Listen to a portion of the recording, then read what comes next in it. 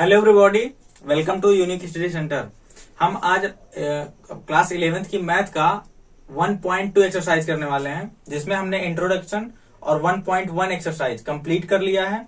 आप इंट्रोडक्शन आप जरूर देखिए और वहीं से आपको जो 1.2 है इसके सारे क्वेश्चंस के क्वेश्चन तभी समझ में आएंगे जब आपने इंट्रो कंप्लीट कर लिया होगा। ठीक है, अगर आप चैनल पे नए हैं तो चैनल को सब्सक्राइब कीजिए, अपने फ्रेंड के साथ शेयर कीजिए, है ना। पढ़ें, मतलब सारे लोग साथ में पढ़ें। कोई अगर डाउट है तो आप कमेंट में पूछिए। हम अपना फर्स्ट क्वेश्चन अब देखते हैं। हाँ, फर्स्ट क्वेश्चन के पहले कुछ हमारे टॉपिक्स हैं इंट्रो के, उसको हम एक बार रिवाइज कर लेते हैं। तो उसमें से पहला है रिक्त समुच्चय। क्या होता है ये इंट्रो में बताया गया है। रिक्त समुच्चय तो एक ऐसा समुच्चय जिसमें कोई भी अवयव नहीं होता है, उसको हम बोलते हैं रिक्त समुच्चय। और इसको रिप्रेजेंट कैसे करते हैं? A=5 लिख देते हैं। मतलब ये अपने आप में एक सेट है ना, हमको यहाँ पे मझले ब्रैकेट लगाने की जरूरत नहीं है। तो ये रिक्त समुच्चय इस तरह से रिप्रेजेंट किया जाता है। फिर दूसरा एक टॉपिक हमको देखना है, परिमित और अपरिमित समुच्चय। तो ये क्या होते हैं? परिमित, जैसे इसका नाम पड़ रहा है उसी तरह से परिमित और अपरिमित समुच्चय।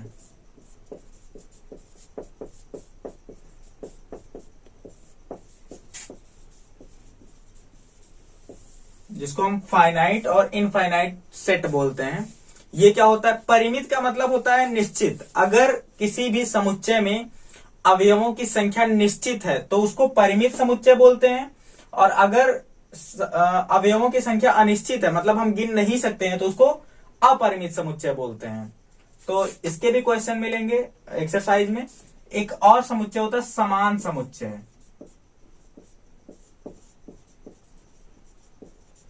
इक्वल सेट जिसको हम बोलते हैं। तो ये क्या होता है? कोई भी दो समुच्चय जिनमें अवयवों की संख्या बराबर होती है और अवयव सेम होते हैं, उनको हम समान समुच्चय बोलते हैं। मतलब अगर हमारे पास एक कोई समुच्चय A दिया गया है 1, 2, 3 और 4, और कोई एक दूसरा समुच्चय B बराबर दिया गया है 4, 3, 1, 2, इस तरह से, तो किसी भी समुच्चय में अवयवों को आगे पीछे लिखने से कोई फर्क नहीं पड़ता है, वो समुच्चय में कोई बदलाव नहीं होता है। तो इन दोनों समुच्चय को क्या बोला जाएगा? समान समुच्चय बोला जाएगा, इक्वल सेट बोला जाएगा। रिक्त समुच्चय का एक और नाम होता है जिसको हम नल सेट या शून्य समुच्चय बोलते हैं, जिसमें कोई भी अवयव नहीं होता है। तो ये हमारे टॉपिक रहे। जो हमारा एक्सरसाइज 1.2 है वो इन तीनों टॉपिक्स पे लगने वाला है। तो अब हम फर्स्ट क्वेश्चन अपना देखते हैं। हमारा फर्स्ट क्वेश्चन है, निम्नलिखित में से कौन से रिक्त समुच्चय के उदाहरण हैं? तो रिक्त समुच्चय क्या होते हैं? जिसमें कोई भी अवयव नहीं होता है। तो पहले क्वेश्चन का जो फर्स्ट पार्ट है उसमें कह रहा है 2 से भाज्य विषम प्राकृतिक संख्याओं का समुच्चय। अब 2 से भाज्य विषम संख्या प्राकृतिक संख्याएं कौन सी होंगी? जो संख्याएं 2 से कट जाती हैं वो सम होती हैं। कोई भी विषम संख्या 2 से नहीं कटती है। तो इस समुच्चय में हमको क्या मिलेगा? कोई भी एलिमेंट नहीं मिलेगा, मतलब ये पूरा का पूरा खाली रहेगा। तो इसी को बोलते हैं रिक्त समुच्चय। लेकिन रिक्त समुच्चय को हम इस तरह नहीं लिखते हैं। रिक्त समुच्चय लिखने के लिए हमारे पास एक तरीका होता है और जिसको हम फाई से रिप्रेजेंट करते हैं। तो जो हमारा फर्स्ट आंसर है कि 2 से भाज्य विषम संख्याओं का समुच्चय, वो क्या है? एक रिक्त समुच्चय है। फिर सेकेंड पार्ट है पहले वाले ही क्वेश्चन का, सम अभाज्य संख्याओं का समुच्चय। इसको बताना है कि क्या ये रिक्त समुच्चय है कि नहीं है। तो सम अभाज्य संख्या, अभाज्य संख्या क्या होती है? जिसका जो फैक्टराइजेशन जब उसका किया जाएगा, उसका जब अभाज्य गुणनखंड किया जाएगा तो वो केवल वो संख्या होगी और 1 होगी, इसके अलावा और कोई भी संख्या नहीं मिलेगी। तो अभाज्य संख्या जैसे हमारी हो गई 5, 7, 13, जो एक तरह से हम कह सकते हैं किसी से कटती ही ना हो, ये होती है अभाज्य संख्या। लेकिन यहां पे हमको क्या बताना है? सम अभाज्य संख्या। तो ऐसी कोई संख्या होती है तो वो 2 होती है, क्योंकि इसका 1 और 2 के अलावा कोई भी गुणनखंड नहीं मिलेगा, और ये 2 और 1 के अलावा किसी से कटेगी भी नहीं, है ना। खुद से कट रही है और 1 से कट रही है। तो 2 क्या है? एक सम अभाज्य संख्या है। तो ये हमारा रिक्त समुच्चय नहीं है, क्योंकि ये हमको एक अवयव तो मिल गया इस तरह का, तो ये दूसरा वाला हमारा रिक्त समुच्चय नहीं है। तीसरा,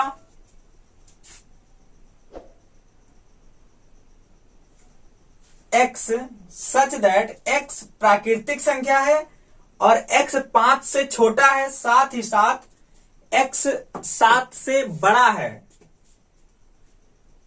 5 से छोटा हो और 7 से बड़ा हो ऐसा पॉसिबल ही नहीं है, क्योंकि कोई भी संख्या 5 से छोटा कह रहा है और 7 से बड़ा, तो ऐसी कोई संख्या हमको नहीं मिलेगी। तो जो थर्ड पार्ट है वो भी क्या है, एक रिक्त समुच्चय है, क्योंकि इसमें भी हमको कोई अवयव नहीं मिलेंगे। ऐसी संख्या हम कहां से लाएंगे जो 5 से छोटी हो और 7 से बड़ी हो, तो ऐसा नहीं हो सकता है। तो ये क्या है, एक रिक्त समुच्चय है। फोर्थ पार्ट है y सच दैट y किन्हीं भी दो समांतर रेखाओं का उभयनिष्ठ बिंदु है। जो समांतर रेखाएं होती हैं वो कभी भी एक दूसरे को काटती नहीं है। जो जिस पॉइंट पे दो रेखाएं काटती हैं उसको बोलते हैं उभयनिष्ठ बिंदु, है ना, कॉमन पॉइंट बोलते हैं उसको, इंटरसेक्शन पॉइंट या कॉमन पॉइंट। तो जब रेखाएं समांतर होंगी तो ये कहीं नहीं काटेंगी, और जब कहीं नहीं काटेंगी तो इनमें कोई भी कॉमन पॉइंट नहीं मिलेगा, कोई भी उभयनिष्ठ बिंदु नहीं मिलेगा। तो जो समुच्चय होगा वो क्या होगा, खाली होगा, हमारा रिक्त समुच्चय होगा। तो फर्स्ट पार्ट के ये चारों सॉल्यूशंस है। अब हम देखते हैं अपना सेकंड क्वेश्चन। सेकंड है, हमको फाइनाइट और इनफाइनाइट बताने हैं, मतलब परिमित और अपरिमित समुच्चय बताने हैं। तो पहला क्वेश्चन है, सेकंड क्वेश्चन का फर्स्ट पार्ट, वर्ष के महीनों का समुच्चय। तो वर्ष के महीनों को हम गिन सकते हैं, जिसको भी हम गिन सकते हैं उसको क्या बोलेंगे, है ना, वर्ष के महीनों का समुच्चय। तो गिन लेंगे तो ये क्या होगा, परिमित समुच्चय होगा। तो फर्स्ट पार्ट आ जा रहा है परिमित समुच्चय।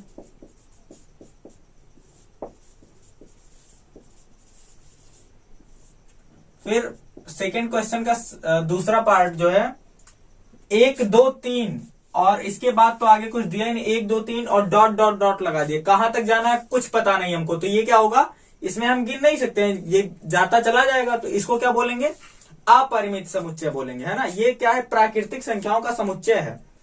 फिर तीसरा पार्ट है, तो ये दूसरा वाला पार्ट क्या हो जाएगा, अपरिमित समुच्चय।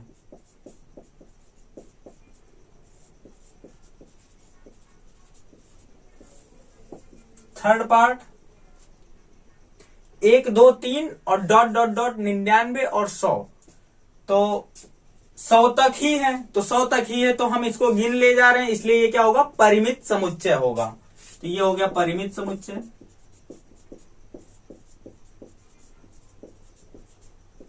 फिर फोर्थ पार्ट में क्या बोल रहा है, 100 से बड़े धन पूर्णांकों का समुच्चय। 100 से बड़े कितने धन पूर्णांक मिलेंगे, इतने मिलेंगे, हम गिन भी नहीं पाएंगे। तो जब गिन नहीं पाएंगे तो ये क्या होगा, ये भी अपरिमित समुच्चय होगा। तो ये भी है अपरिमित समुच्चय।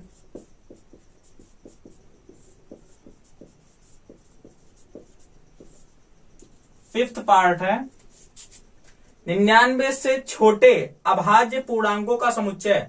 99 से छोटे का है तो एक से ले अभाज्य पूर्णांक, तो 99 से छोटे अभाज्य संख्याओं का समुच्चय। तो 99 से छोटे कहा है, ठीक है, 99 से छोटे संख्या हमको पूर्णांक, 99 से छोटे पूर्णांक हमको कितने मिलेंगे, इतने सारे मिलेंगे, क्योंकि 99 से हम आएंगे 0 तक, ये तो सारे पॉजिटिव होंगे। फिर 0 से कम, क्योंकि जो नेगेटिव नंबर होते हैं वो भी पूर्णांक होते हैं, तो उसमें भी हमको बहुत सारे ऐसे मिलेंगे जो अभाज्य होंगे। तो हमको इतने सारे मिलेंगे कि हम गिन नहीं सकते हैं इसको। तो जब गिन नहीं सकते हैं तो कौन सा समुच्चय होगा, अपरिमित समुच्चय होगा।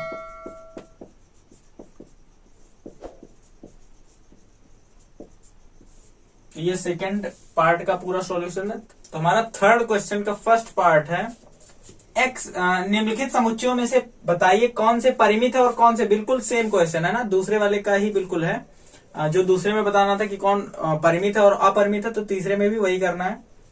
क्या लिखा गया, एक्स अक्ष के समांतर रेखाओं का समुच्चय, है ना, फर्स्ट पार्ट है। ये हमारा एक्स अक्ष है, ये वाई अक्ष है। एक्स अक्ष के समांतर हम कितनी रेखाएं बना सकते हैं, ये सभी क्या है, एक्स अक्ष के समांतर है, बनाते चले जाएंगे, कभी खत्म नहीं होगा। इधर ऊपर पूरा बनता चला जाएगा, नीचे पूरा बनता चला जाएगा, जो सभी एक्स अक्ष के समांतर होंगी। तो ये हम इतने बना सकते हैं कि गिन भी नहीं सकते हैं। तो ये क्या होगा, ये अपरिमित समुच्चय होगा। उसके बाद सेकंड क्वेश्चन है, तो ये फर्स्ट वाला क्या हो गया, अपरिमित समुच्चय।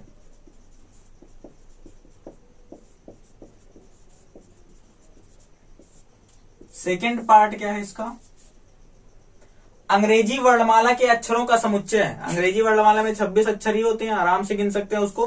तो ये क्या हो जाएगा, ये परिमित समुच्चय हो जाएगा।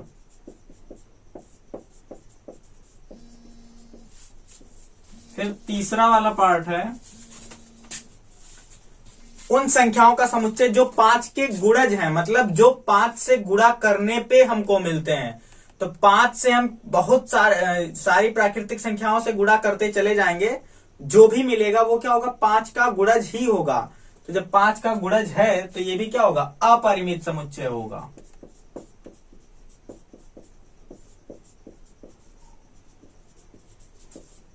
फोर्थ पार्ट है, पृथ्वी पर रहने वाले जानवरों का समुच्चय। तो पृथ्वी पर जितने भी जानवर रहते हैं उनकी अगर एक लिस्ट बनाई जाए तो वो क्या होंगे, उनको हम गिन सकते हैं ना, करोड़ 10 करोड़ जितना भी हो। तो ये क्या होंगे, ये फाइनाइट होंगे ना, मतलब परिमित होंगे। तो पृथ्वी पर रहने वाले जानवरों का समुच्चय क्या होगा, परिमित होगा, क्योंकि जानवर तो पृथ्वी पर निश्चित ही होंगे। फिर पांचवा पार्ट कह रहा है,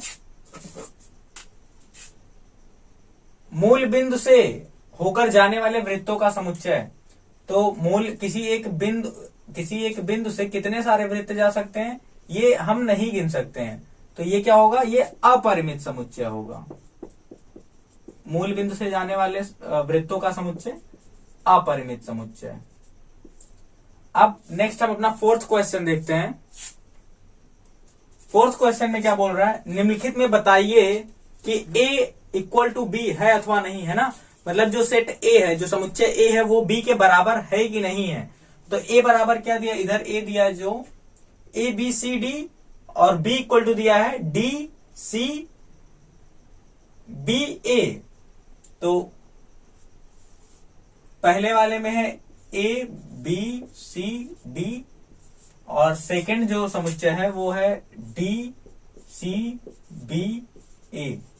तो ये दोनों समुच्चय आपस में बराबर हैं, क्योंकि समुच्चय में अवयवों का क्रम अगर हम बदल दे रहे हैं तो कोई फर्क नहीं पड़ता है। तो ये क्या होंगे, ये दोनों आपस में बराबर होंगे, है ना। तो A इक्वल टू बी होगा। सेकंड वाले में कहा है 4, 8, 12, 16, 8, 4, 16 और 18। तो 4, 8, 12 और 16, और दूसरा 8, 4, 16, 18। तो अवयवों को हम आगे पीछे कर सकते हैं ना, पहले या बाद में लिख सकते हैं, लेकिन यहां पे तो यही सारे अवयव है ही नहीं। 4, 8, 16, 12 है, यहाँ पे 4, 8, 16, 18 है। तो ये क्या होगा, बराबर नहीं होगा। तीसरा, और जब बराबर नहीं होता तो नॉट इक्वल टू का साइन लगाते हैं हम। तो ये दूसरा वाला बराबर नहीं है। फिर तीसरे में कहा है 2, 4, 6, 8, 10।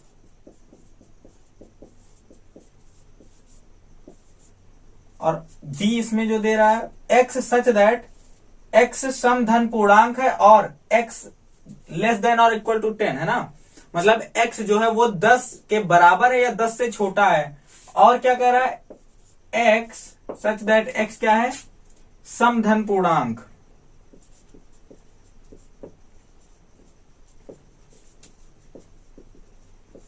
और x less than equal to 10। तो ये सभी क्या है, ये समधन पूर्णांक हैं जो कि 10 से छोटे हैं। तो इसके अवयव और इसके अवयव बिल्कुल सेम होंगे, और जब सेम होंगे तो जो समुच्चय होगा वो बराबर होगा। तो इसलिए ये बराबर है। फोर्थ में कह रहा है a equal to x such that x क्या है, संख्या 10 का एक गुणज है। संख्या 10 का एक गुणज, ये पहला समुच्चय हो गया। और ये दूसरा क्या कह रहा है, 10, 15, 20, 25, 30। 10, 15, 20, 25, 30 और डॉट डॉट डॉट इस तरह से। तो इस समुच्चय में कैसे अवयव आ रहे हैं? 10 में हम गुणा करते चले जा रहे हैं तो हमको ये समुच्चय मिल रहा है, लेकिन इसमें क्या मिल रहा है? 10, 15। तो 10 में किसी संख्या का गुणा करने में 15 नहीं मिलेगा, है ना। गुणज, पूर्ण गुणज होने का मतलब यही है कि हम जो गुणा कर रहे हैं वो पूर्णांक से कर रहे हैं, किसी दशमलव संख्या से नहीं कर रहे हैं। 10 से मिलेगा गुणा करने पे 15, लेकिन किसी पूर्णांक से नहीं मिलेगा। तो पूर्ण गुणज होने का मतलब, 10 का एक गुणज होने का मतलब यही होता है कि पूर्णांक से ही हमको गुणा करना रहता है। तो ये दोनों समुच्चय क्या होंगे? बराबर नहीं होंगे, तो नॉट इक्वल होगा। फिर इसके बाद 5th क्वेश्चन है, क्या निम्नलिखित समुच्चय युग्म समान है अथवा नहीं, है ना। जो भी समुच्चय दिया गया है क्या वो बराबर है कि नहीं है। तो पहला इसमें क्या दे रहा है? a इक्वल टू 2,3 दे रहा है, और दूसरा जो समुच्चय दे रहा है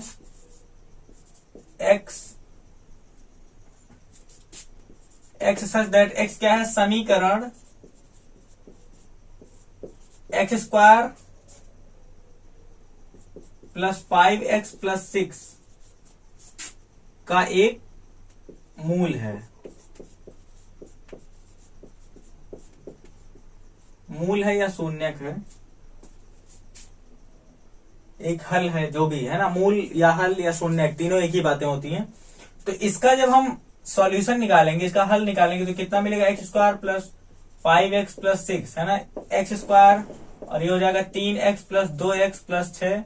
सॉल्व करेंगे, x कॉमन करेंगे तो x प्लस 3 मिलेगा, और प्लस 2 कॉमन करेंगे तो x प्लस 3 मिलेगा, और x प्लस 3 कॉमन होगा तो x प्लस 2 मिलेगा। जब इसका हम 0 के बराबर करेंगे, x बराबर -2 मिलेगा और x बराबर -3 मिलेगा। लेकिन इस समुच्चय में कैसे अवयव आ रहा है? 2 और 3 आ रहा है, और इसमें -2 -3 आ रहा है। इसका मतलब ये दोनों जो समुच्चय है वो बराबर नहीं है, तो बराबर नहीं है। फिर दूसरा कह रहा है a बराबर दिया है x सच दैट x शब्द फॉलो